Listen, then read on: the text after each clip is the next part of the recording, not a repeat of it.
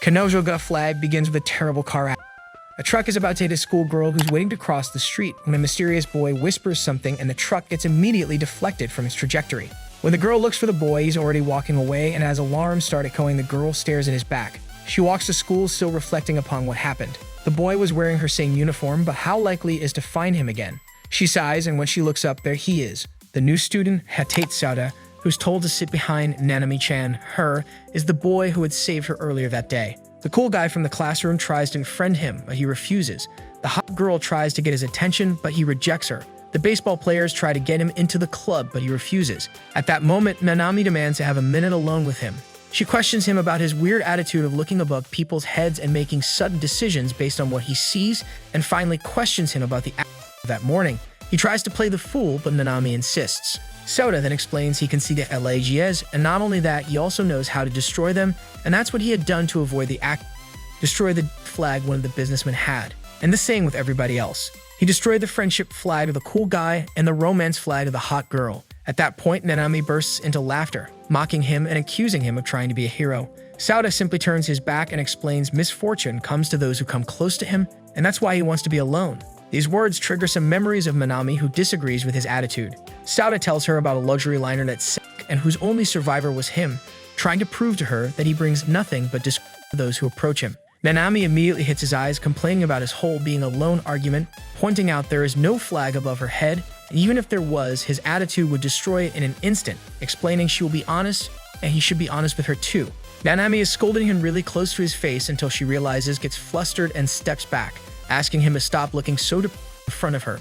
She then introduces herself, Nanami Knight Bladefield, although he is dead if he dares to call her anything but Nanami, no Chan or Sen involved. Sauda and Nanami are having lunch at the park of the Hatagaya Academy High School when a girl approaches with a friendship flag on her head. She introduces herself as Mahugasawa Akane and asks to eat with them. Sauda refuses and the flag breaks, but it comes back and she insists. Sauda breaks it again and it again comes back. By the fourth time, Sauda finally gives in and Akane sits by his side. Nanami explains Akane is the heir of the owner of the Mahugasawa group, and Akane reveals Nanami is actually a princess, the 13th princess of the Principality of Bladefield. Nanami then admits she's the princess of a poor backwater country in Europe, but there are 10 princes and 14 princesses that don't get along. Ignoring Nanami's or Sauda's intentions, Akane decides they are now bound by a friendship stronger than diamonds. Sauda is somehow troubled by Akane's flags coming back, and Nanami tells him she's a really kind person that never brags about her position. So that could be the reason her flags come back, that Akane is the opposite of him. When Nanami and Sauda are going back home, Akane reaches out to them and insists on going home together. Sauda wants to understand why does she insist so much, and Akane explains he looks like some sort of abandoned puppy, so she feels he needs to be taken care of. While Sauda tries to escape from that situation, more and more friendship flags keep appearing on Akane's head, and they finally head home together. They travel for a long time, even going through a farm and a forest, until they arrive at an abandoned wooden house. When they're finally there, Akane makes Sauda laugh by saying Nanami is also an abandoned puppy. He feels ashamed and leaves to the bathroom. Nanami asks Akane why does she want to befriend Sauda so much, so she tells her about her past. As the heir of the Mahugasawa group, she had spent her childhood alone. It was in a library that she met a girl her age with who she could share her time. Her father did not approve of this friendship as the other girl was from a lower status, and the only keepsake Akane had left was a hairpin they had exchanged. So when she saw Sauda for the first time, she felt she could do things right with someone that needed a friend. Nanami reveals Suda has something in common with those feelings and states that if both want each other's happiness, although they don't seek for their own, they will be happy in the end. Akane and Nanami are about to leave when Akane says she has forgotten something. While she's going up the stairs, Sauda sees a death flag on her head and asks Nanami what they've been talking about. He then explains the death flags that appear after talking about one's past are the worst and runs behind her. After she grabs the hairpin, the floor collapses and she falls. Sauda falls after her, and no matter what he says, the death flag does not disappear, but after many tries, a small love flag appears. He then understands he cannot break that death flag, but he can turn it into something else, so he kisses her. The death flag shines gold and becomes the love flag, surrounded by dozens of other love flags. Akane yells, flustered and hearing the screaming. Nanami kicks Sauda's face. After the ending song, Sauda is looking at the mirror and remembers that on the main love flag that had appeared on Akane's head there was a Conquest Complete flag. He then comes back to look at the mirror, only to see a dark spiraling flag on his own head. Sauda is resting in a recliner on a cruise when his older sister approaches and encourages him to go talk to girls. A hat then lands on Sauda's face. It belongs to a girl named Sakura. who invites him to play a game. When they're at school, Minami accuses him of being a perv, but Akane is totally fine with it. Moreover, Sauta explains he can't break the love flag because it'd be dangerous. An unknown girl enters the classroom and jumps to Sauta, claiming she was super worried. Sauta calls her Okakuni, and she later explains they are childhood friends that hadn't seen each other for 2 years, and since she was studying overseas, they're now in the same year, although she's older. Kikuno, Hane, and Nanami go to Sauta's place and are heartbroken to see the conditions of the building, so they decide to do something about it. Sauta explains to Nanami that Kikuno has a flag too, the sibling love flag, and even if he wants to break it, the flag just dodges the attacks. They go to Ryukishibarat's Tsumuji, the elder, a baby-looking old woman, to consult her, and Saitikuji Maimori, the student council president, pops up. She already called professionals to rebuild the house Sauta is living in. The Hadagaya Academy's Engineering Research Society arrives but says it'll take a month to fix that place. That's when their classmates show up by Akane's request and join the team to end it in a week. While moving things, Sauta meets Tuzokuyama Megumu, a boy that's always mistaken as a girl due to his sister convincing the academy to wear shorts and stockings. Megumu is really happy Sauta thought at first sight he was a boy and immediately grows hundreds of friendship flags that the protagonist is unable to destroy. When it's all done, the student council president tells them the dorm will be shut down unless they have 5 students living there. Akane, Nanami, Kikuno, and Megumu volunteer and move in that same day. After some, let's say, incidents in the bathroom between Sauta and the girls, he's walking around the recently built dorm and sees the aura of a dark flag. He enters an empty room and a dark flag is waving over a dresser. Inside of a drawer, he finds a letter in which pieces of the game he played with Sakura are listed. The princess, the ninja, the bishop, etc. He remembers Sakura, the girl from the liner, who after winning the game says she will give him the power to see flags so he can understand the truth of the world. F3. Sauta gets awakened by Akane and Nanami only to find Megumu sleeping with him, apparently all part of Hikuno's plan. All of a sudden, an airplane drops a big package to the garden of the dorms. It contains an android sent by the Mahugasawa Electronics Group to take care of Akane. They call her Ruri and make her part of the cluster, and she even joins them going to school. When they are having lunch, Maimori, the council president, tells them Quest Dorm will get shut down if they don't win MVP of the track meet week, a deportive event. Since it was Maimori's own fault, the academy put that as a condition for not closing Quest Dorm, and even expelling Sauta. She puts Ayuzaki Rin, a second-year student, in charge of training them to win. Sauta notices right away she has a I Hate Men flag above her head. Rin moves in with them and is really strict. After the training is over, everybody but Sauta is allowed to rest. When he takes a break, Rin discovers Suda is actually Suda, the only man she's ever looked up to. She is super embarrassed and a Yander flag appears, although Sauta quickly manages to change it into a Conquest completed love flag. The event starts and all of them obtain first place in their challenges, so Quest Dorm is going first in the tournament. Yet our protagonist, who's participating in a penalty shootout, misses the last ball and therefore loses. That gets the team in 8th place and everybody's morale is down. Ruri can read this because Sauta is sad and approaches him to solve that problem. Sauta takes Ruri to a greenhouse near the Quest Dorm and explains he is going to die soon because although he has been able to destroy all the flags he has been encountering, he cannot destroy his own. He thinks of the letter he had received: Nanami, the princess knight, Akane, the magician, the bishop, the ninja. When he names those pieces, Ruri says first flag secret code, entry confirmed. White hacking mode release and starts shining and floating. She says it seems Sauta wants to proceed to the shadows of the world. Ruri says that the first gate that will be opened by the 4 heroes that fly the royal banner is connected to the shadows. Sauta then understands there might be a way to get rid of his own death flag. He asks Ruri if he has any information about a girl named Sakura, but although she has some, she's unable to learn more at that time. When Sauta asks where the first gate is, Ruri projects the program and Sauta appears in front of Quest Dorm, with Nanami dressing like a knight, calling him the royal banner. Behind him there are the magician, Akane, the ninja, Ruri, and the bishop, an unknown figure. They go underground and find a door. That's probably the first gate. When they open it, Sakura's voice can be heard repeating she will give him her power so he can learn the ultimate truth of this world. Then Ruri says that record was last updated in 1938 and created by Ninyabayashi Ruri, but it's not the same Ruri, it's probably somebody with the same name. Sauta asks her to look for someone at the academy with the word bishop in their name, but there are no results. Sauta sees that if there is a way to avoid his death and avoid making everybody suffer, then he should try, and tells Ruri he needs her. That makes Ruri grow a pixel-looking friendship flag. The last event of the tournament is an obstacle relay race around the school. By talking to them and cheering for them, Sauta makes victory flags appear on Akane's, Kikuno's, and Megumu's head. But for the last part of the race in which he has to run with Nanami, he realizes he has never seen a flag on her head and he can't make one appear. At the last minute, Nanami gets injured, but no matter what, she tries to keep running. Sauda carries her to the goal, but they get second place. Although they lost, moved by the teamwork and friendship bonds they showed, the executives allow Quest Dorm to remain open. At the distance, a businessman hides in the shadows and turns into a long blonde-haired girl with a black mask that looks at Sauda and says he is the one. To make the victory flag on a cane, he promised to go on a date with her. Finally, everybody else at Quest Dorm finds out and all of them want to go out with him. In the end, they all get a date with Sauda, except for Nanami, who refuses, but trying to pretend she's not asking for anything, blatantly asks for some special edition cake, and Ruri, who is doing some research and is busy. He goes with Megumi to claw machines and then to eat dessert. With Akan, they go to a lake and rent a boat where Akan gets all wet. To get her dry, they go to the library where Akan had met her first friend. Sauda's date with Rin is spent at a park where Rin ends up fainting out of flusterness. Kakuno chooses to spend her time with Sauda, with him resting on her lap. While the girls take a shower, Nanami asks about the cakes, but nobody knows anything about it. Later, Sauda hangs a bag on Nanami's door. Ruri approaches and tells Sauda the passageway had gotten buried, but she managed to dig it up again.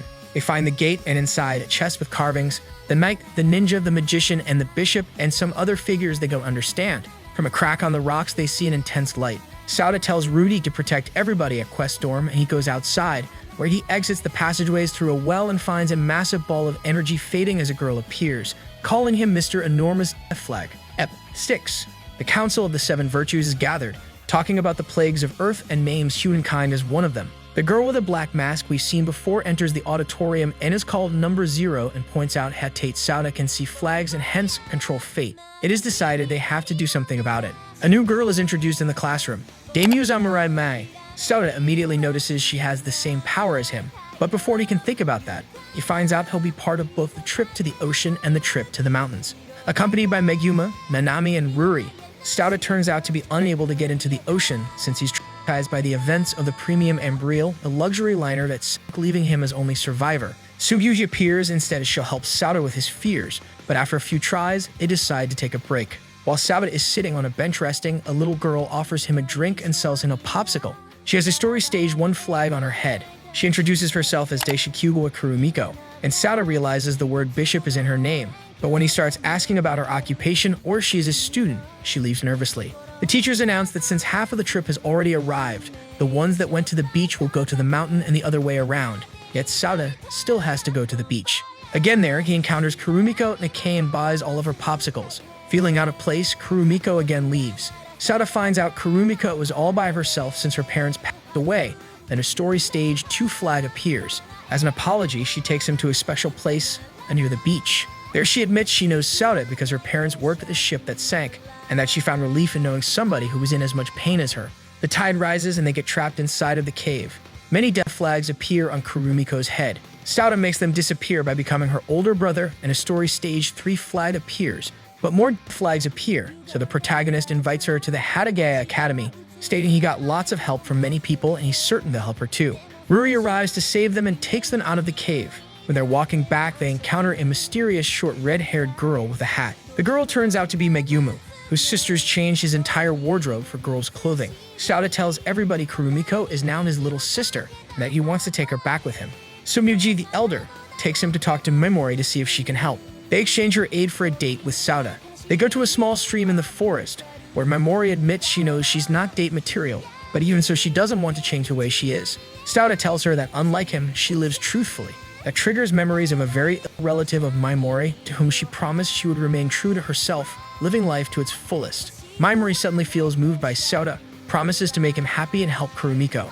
After hugging him, a love flag appears on her head. Despite all of Memori's efforts, they can't take Kurumiko with them, so they say goodbye. Yet when they arrive at Quest Dorm, they find Kurumiko, who explains a girl brought her, Daimyo Samurai Mei. When they're all reunited, Mei explains she just altered the school data to be able to take Kurumiko with them. Sumyuji and Memori announce they're going to live at Quest Dorm too.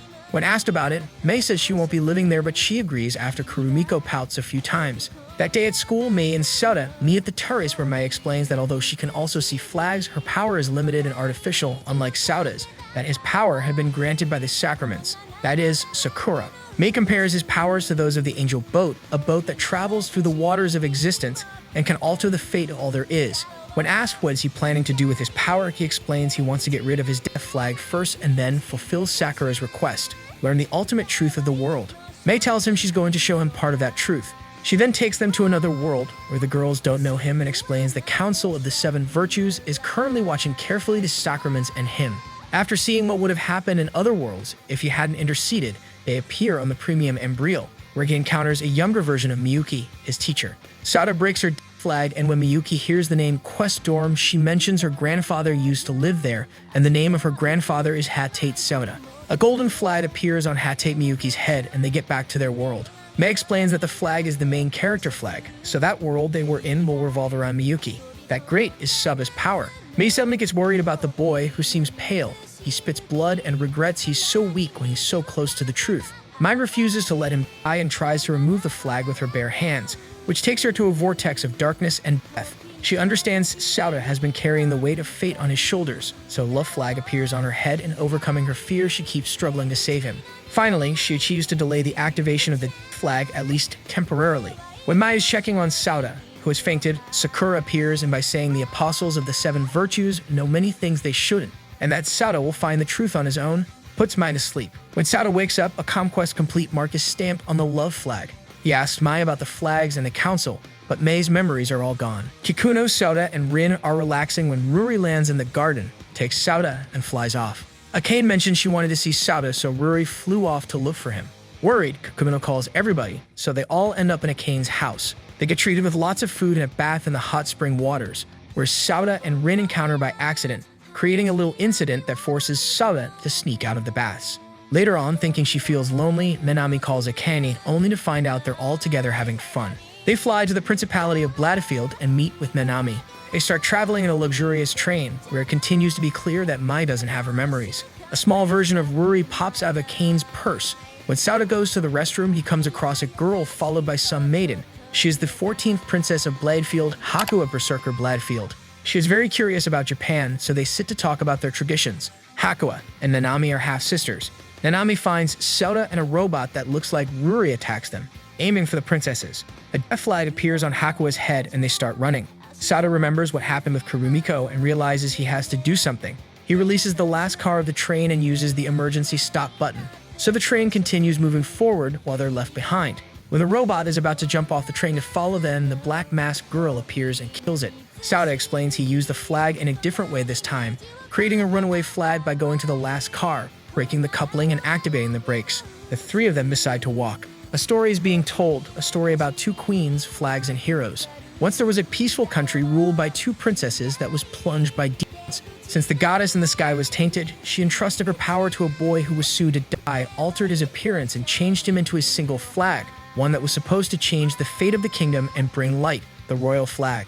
To drive away the despair that threatened the kingdom, the princesses and heroes fought, but the knight, the magician, the bishop, and the ninja lost their lives at the first gate. At the second gate, a curse erased the memories of the samurai.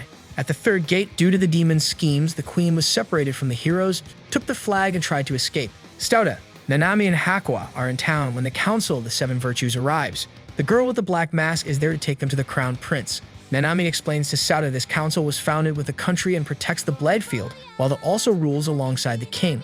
They arrive at the castle and meet with everybody. That's when the crown prince Ilia appears, Nanami and Hakuwa's older brother, and thanks Sauda for taking care of his precious little princesses. The black masked girl approaches Mai, calling her number 7, and realizes Mai does not remember. Number 0 enters Ilia's chambers. She says the murder attempt was only to test them and that they carry a heavenly destiny, making it possible that they are fated rulers. Number 0 states it is the mission of the council to watch over the world and leaves.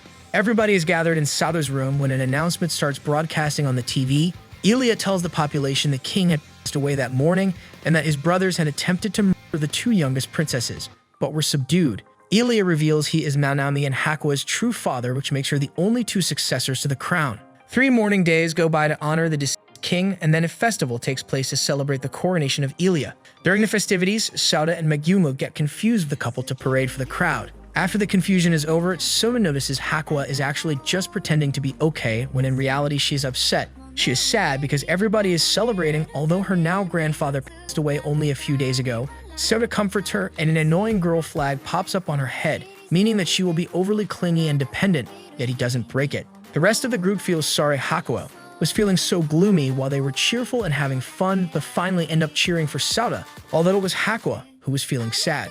Sauda is relaxing at the garden at night and notices an engraving on a stone plate. Number 0 appears from behind and introduces herself, saying she used to be Mei's superior. She then proceeds to tell him the story of the engraving, the story of the 2 queens. In the end of the story, one golden-haired queen survives and raises the royal flag, making the demons flee. However, one demon shoots an arrow at the queen and kills her. The boy of the flag that had received a blessing from the goddess uses that blessing to revive everyone instead of using it to heal himself. He remained in the shape of the royal flag, never to return to normal. The princesses, alongside her comrades, made that torn flag the symbol of the country. Sauda realizes that the story depicts his own past and life and fears that everything will get destroyed, that the light he thought he had found would fade. Number 0 asks him what is the world for him, a symbol of hatred or a symbol of love, worthy of his own sacrifice. Sauda's memories take over his mind and he stands unable to answer. Number 0 reveals what she had done to test the princesses, explaining she will kill or die to fulfill her mission. She finally leaves, expecting him to answer the next time they meet. Number 0 walks into a prison and stares at an empty cell, praising the one who got to escape to save their little brother, Hatetsuda. Maimura goes back to Quest Dorm only to find Hakwa in Sauda's room. Hakwa is introduced to everyone in the classroom and considered a true princess, more than Minami. A school fair is coming up, so the preparations begin. For the main attraction on the first day, a beauty contest is arranged where Kurumiko, Tsunuji, and Sauda will be judges, and the participants will be all the girls from Quest Dorm. Back at the dorms, the elder tells Suda he will have to treat them equally and have fun with everyone. Megumi and Hakwa try on maid disguises, and Hakwa says she will even bow to him, even though she's a princess. Nanami is nailing with a hammer assigned for the far and explains she agreed to be part of the contest just because she didn't want anybody telling her she was being unfriendly, although there seems to be something odd about Nanami's attitude. Walking around the preparations, Sauda ends up taking a con her picture because no photographer can make her smile. During the night, Sauda lies in bed, and although he is trying to relax, he can't stop thinking about the engraving. He takes the letter out of the drawer and reflects upon the last events. No matter what he does, and even if he has fun or tries to be happy, the flag remains there. Nanami goes in since the door is open, and although she asks Sauda what's going on, she leaves when Sauda refuses to answer. The next day, they're all working for the festival, and Minami, Akane, Megumi, and Sauda go buy something to eat. Confusing Megumi's ringtone for his sister with a belly roaring, they start playing around and laughing. At some point, they forget why they were laughing. As Megumi starts laughing again, they just start giggling too. Sauda feels relief in that and thinks he will try to make them happy while he can. The fair begins and the beauty contest takes place. They start by introducing themselves and stating what does Sauda mean for them. Akane straightforwardly says she likes him. Rin is about to say it but gets nervous. Kakuno says he is her younger brother and the guy close to her heart. Maimori says Sauda is the one that will make her happy but gets nervous before being able to continue.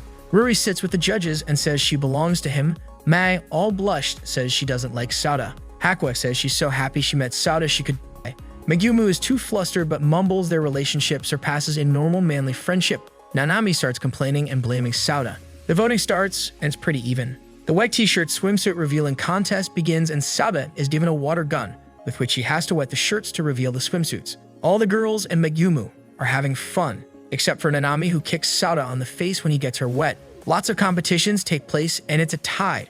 All of them have 2,200 points. To settle the contest, a final competition is added.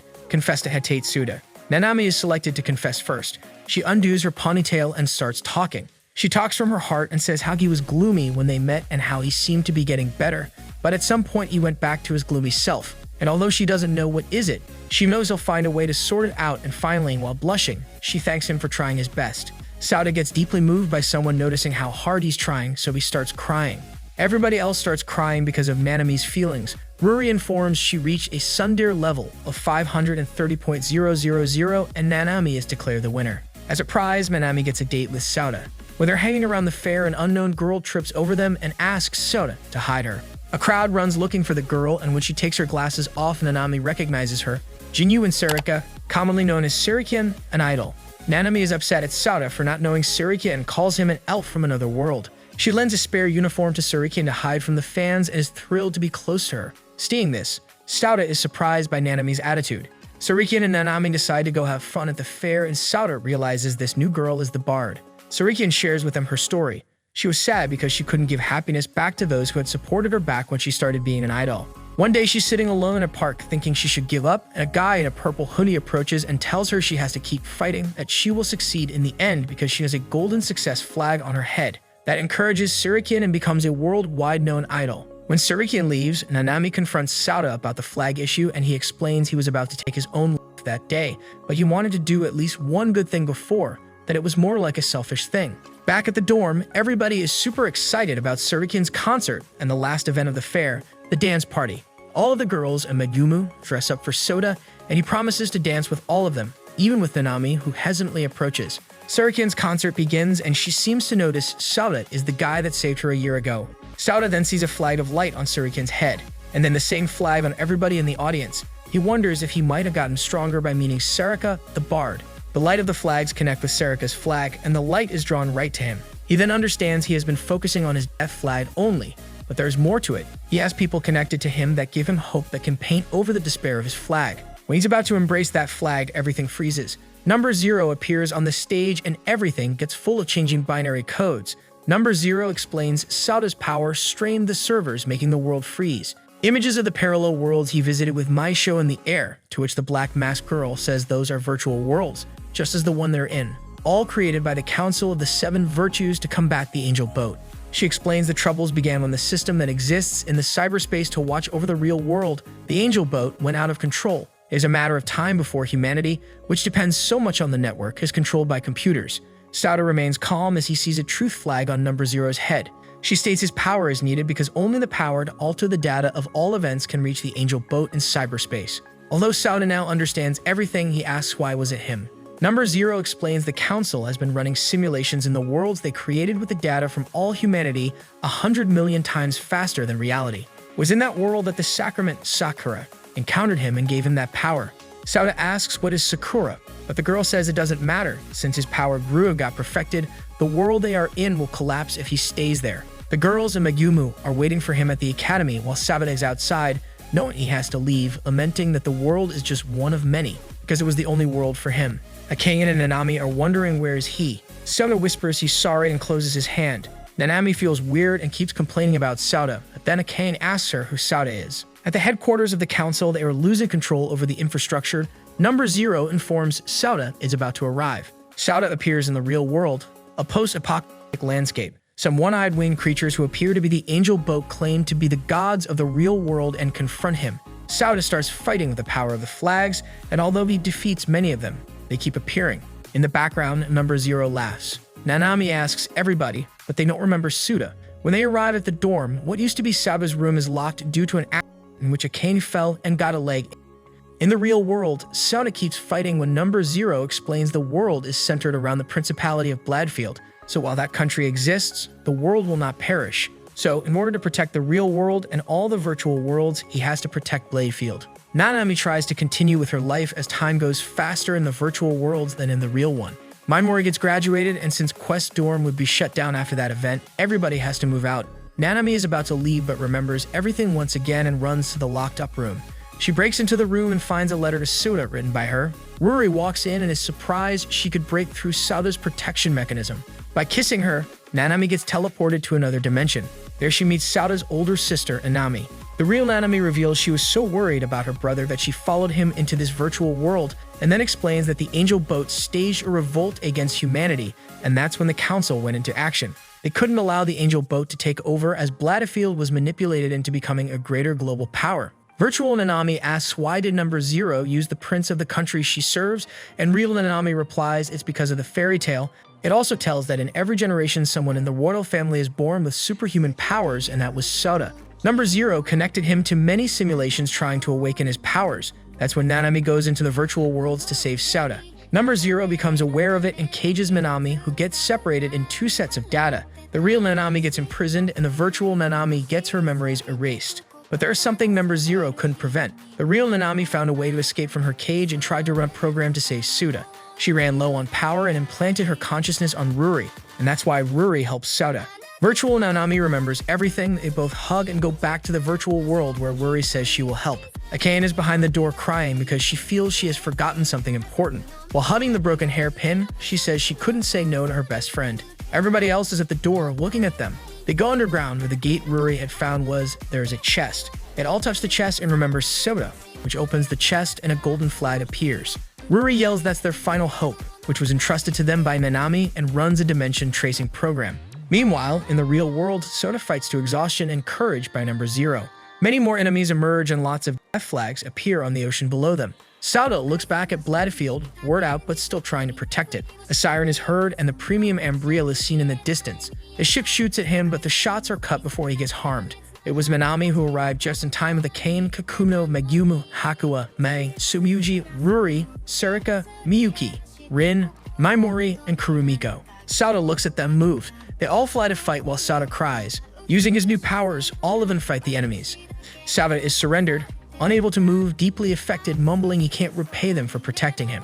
Akane replies he's wrong because he helped her become who she is right now, and by saying, "I love you, and so do the rest," she flies away.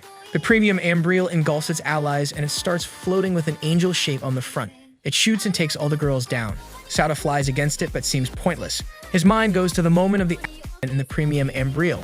Sauda is with everybody else when he sees a little girl, and trying to help her, he gets separated from the group. The little girl introduces herself, Laplace's demon. She asks why is he trying to save her, and he replies it's just the normal thing to do to try and help others. The little girl disagrees and calls him by his name. A faint scream is heard. A man under a big piece of furniture is trapped. Sauda manages to lift the furniture and save him, but immediately after, the fire spreads and a piece of masonry falls over Sauda. The man who was saved by him shakes and says he can't lift him by himself, and while he starts running, he says he'll go look for help. Sauda yells asking him not to leave, but the man gets lost in the smoke. The little girl approaches and tells him about the irony of being left alone by the man who he had just saved. Sauda tries to convince himself he's going to come back, but the girl quickly induces him to believe he's not. Sauda starts crying in despair, thinking he will die alone. Then the man comes back with other men, the girls, and Megumu. They are all trying to lift the concrete to free Sauda, but are unable to. Another explosion occurs and a pillar falls, time freezes. The little girl tells Sauda he doesn't have a flag and that he wields the power to alter fate. She offers him a deal, to gather all the flags into one and carry it, suffering all kinds of despair. Sauda accepts it. The girl explains everybody will forget about him, while he will live in an endless torment, cursing everybody, including the world. While the death flags gather over his head and he feels the desperation, he screams he will never forget how everybody was willing to sacrifice themselves to save him, how beautiful their heart is, and how precious the world is. While getting swallowed by the flag, all of them promise him they will look for him again. Sauda responds that can't happen, but thanks them. While Shatter and keeps trying to reach the boat, the girls and Megumu appear behind him, aiding him with all their might. Sauda smiles, happy to know they kept their promise. Sauda wakes up in a bed. The black masked girl is standing in front of him. She explains that it is the real world and everybody is okay. And although there is still a commotion due to the destruction of the boat, it's mostly peaceful. She explains that before entering Hatagaya Academy, he traveled through life and death, and she used his consciousness to travel to many different virtual worlds and used him to fight the angel boat. She explains Laplace's demon and sacrament are two emotion programs that the angel boat cut off when it started its rebellion against humankind. All the simulations the council ran were done to find a way for humanity to resist the angel boat, and in all of them, they also recreated both Laplace's demon and the sacrament, who worked as some sort of consciousness for the angel boat. They did so because they thought they needed them to reach it, since one feels affinity towards sacrifices and the other towards bonds. She says humanity was put at test and reveals her true identity, Kagura Bladefield, the founder of Bladefield. She reminds Sauda nobody will remember him, not even his older sister, who dove into the virtual world to save him. Nanami enters the room and hugs him. Sauda calls him Nisan. In the news, they say the collapse the infrastructures were suffering has normalized. Sauda arrives at the quest dorm. He enters and encounters Akane, who doesn't remember him. They both say they'll move into that dorm. Akane runs through a hallway and Sauda yells, remembering how she fell and almost died. Sauda hugs her and Akane says he saved her again. Sauda cries because she was able to keep her promise again. Peeking from a tree outside, Laplace's demon and sacrament say humans always exceed their expectations, and that they have shown them how beautiful the world is.